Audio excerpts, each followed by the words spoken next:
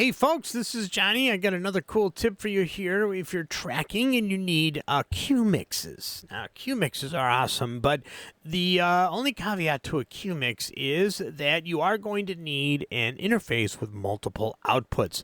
In this case, I'm just going to show you how to set them up, as this particular computer does not have multiple outputs, but I'm going to show you how to get there.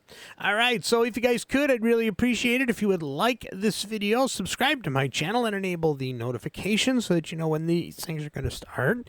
And if you want to support the channel, you got two ways to do it. You can hit the join button to just support the channel with a couple of bucks a month here directly on YouTube, or you can actually follow the link in the description to go to Patreon, where you get a whole ton of other benefits over there, and you get videos that I can't put on YouTube. So hopefully I'll see you guys there. I got 31 members, trying to build that up over there. Even if you just give a couple bucks, that would be awesome. All right, so here we are in the classroom. Now, as you can see here, I have some Q mixes set up. Now, in order to set these up, it's very simple. If you have a multi-output interface, like an 1824, or I think an 1810 will also do it, you go to Options, and you go to Song Setup, and here we go. Now, you got to have a song open to set this up. If you want this available for all songs, then you have to save it as a template, and I've shown you that in another video. If you have any questions and you want me to do another follow-up video to that, please let me know. So for the outputs here, now, if I had outputs across this area here, if I had 1, 2, 3, 4, 5, 6, I would actually have outputs for these Q mixes, but I don't. But let's pretend that I do. I'm really good at pretending. So you can see that I've set up some Q mixes for a vocalist, the drummer, the bassist, and the guitarist. And you can see that I've clicked the Q mix boxes here. When you click the Q mix boxes here, that actually gives you the controls under the Q mix section of your mixer. So now the cool part is in the different outputs. If you have many tracks, let's go ahead and actually add a couple more tracks. Let's just add 4 more audio tracks. There we go, just like that. So we've got 4 audio tracks, and we got our impact drum kit and everything like that. And you can see how everything is spaced out there. So I'm going to fold these in. I'm going to bring this down, and I'm going to go to the tall view right here. You can actually use small and large. Boom. Now, that's going to put everything above so that I don't have to keep opening and closing tracks. I'm going to go ahead up here, and I'm going to hit the toggle auto zoom, and I'm going to have it on all because you have a couple of options here. This lets you adjust the screen this way. You can see that these adjust and collapse as I actually pull these up and down. All right, so I've got all my tracks. I've got all of these. I'm going to actually close the input side here. Bam, there we go. So now we're just looking at the tracks. All right, so if you look here, I can actually raise up the rest of the Q mixes, just like that. No, they keep going down. Let's see if I can hit the control key. There we go. They all line up. So there we go. I got a couple of plugins on a couple of tracks, and I can actually go ahead and make sure I have all of my basic stuff moved over to my tracks. There we go. So now I have my Q mixes. So now the thing to remember is that for each of the different outputs, when you're actually using Q mixes, you're mixing this way. So I want the vocalist, let's say drums, we got guitar 1, 2, 3, and 4. So I want the vocalist to not hear the drums very much. I want the vocalist to not hear the first guitar, the second guitar, or the track. We're going to call this bass. There we go. So he doesn't want to hear the bass. He doesn't want to hear that guitar. He wants to hear guitar 3 above everything else. There we go. So now out of the Q mix outputs, you have adjusted a custom mix for just the vocalist. And then it goes to the drummer, and then it goes to the bassist. So now, there is a cool feature that I stumbled on yesterday, and it's probably been there for a long time. This was the first time I had seen it. But watch this. For the vocalist, if I want to actually have these faders control the vocalist Q mix, all I have to do is click on the little caret here and say fader flip. Now, the cool thing about this is I am now controlling the mix for just the vocalist. Now I can go to the drummer, and I can control the fader flip for the drummer. To me, this is incredible because it's a hell of a lot easier than moving these little lines here, dealing with the locks and stuff.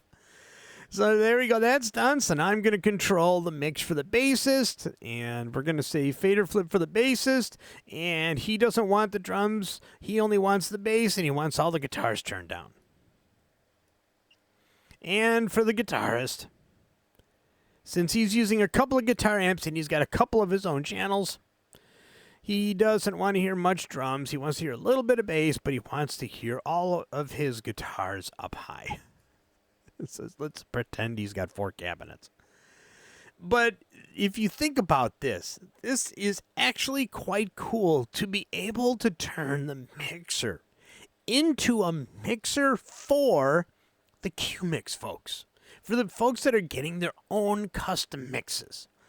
So now I do plan on doing a more detailed video in Q-Mixes. I do have a video out there. I think I need to update it.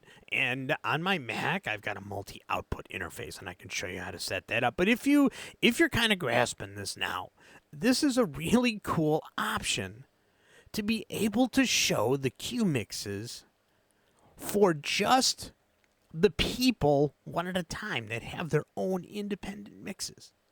Very, very cool stuff. So remember, all you have to do is if you have a multi-output interface, go to the song setup.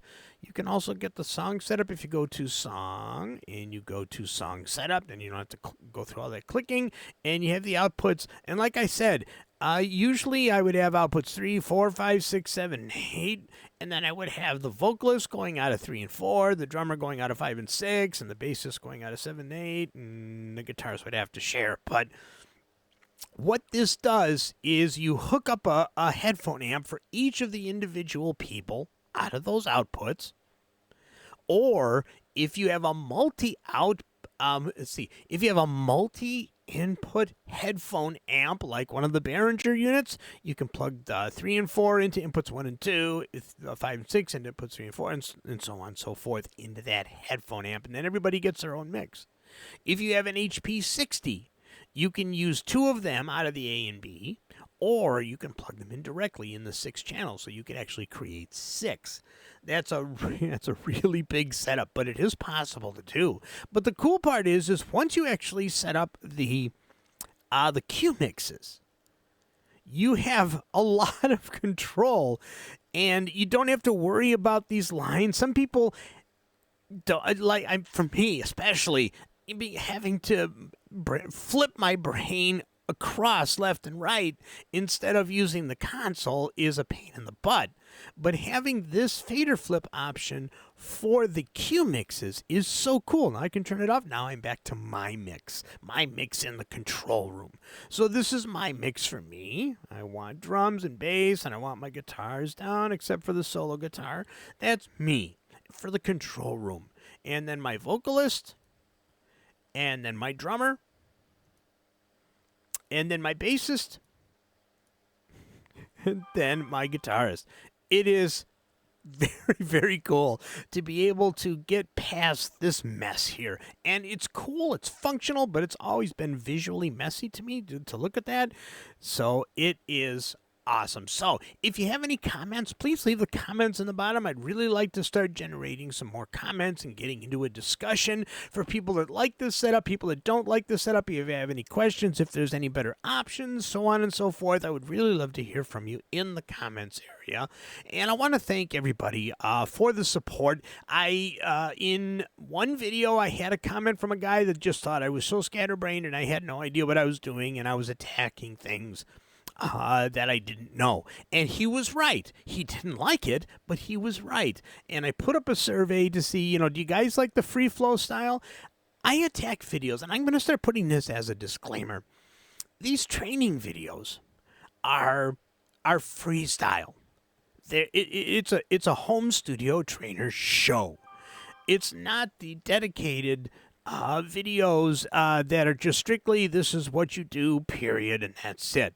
I try to add a little bit of exploration to the videos, and I deliberately attack things that I don't know sometimes, because sometimes some of the more complex features, it's better to see how to figure them out if you don't see things right. Like in that last impact video I did, I really attacked that thing. I knew most of what was going on there, but there were a couple of things I was unsure about, and I got a lot of great comments for the people that said, yep, that would have happened to me too. It was nice to see you work out of the issue. So for those of you that actually commented on that survey, I think I got 30 or 40 comments on it. Thank you so much. And it was what I'd hoped. People want me to stick with the more freestyle videos, and I'm going to keep that up. I'm desperately trying to schedule some live streams, but 2 jobs and a family has really taken up a lot of time to be able to do the live streams. Maybe someday I'll make enough money with the channel where I can get rid of that second job, which is really what I'm shooting for. So if you could go down below, like I showed you earlier, like and subscribe, and become a member of my YouTube. If you want to help out financially, or you can become a patron over on Patreon, and that link is also in the description. All right, let's see. I am going to do this. All right, so I hope you guys got something out of this. It's a really cool feature. It makes mixing the cue mixes so much easier. So if you have any comments, please leave them down below, and I will see you all in the next video.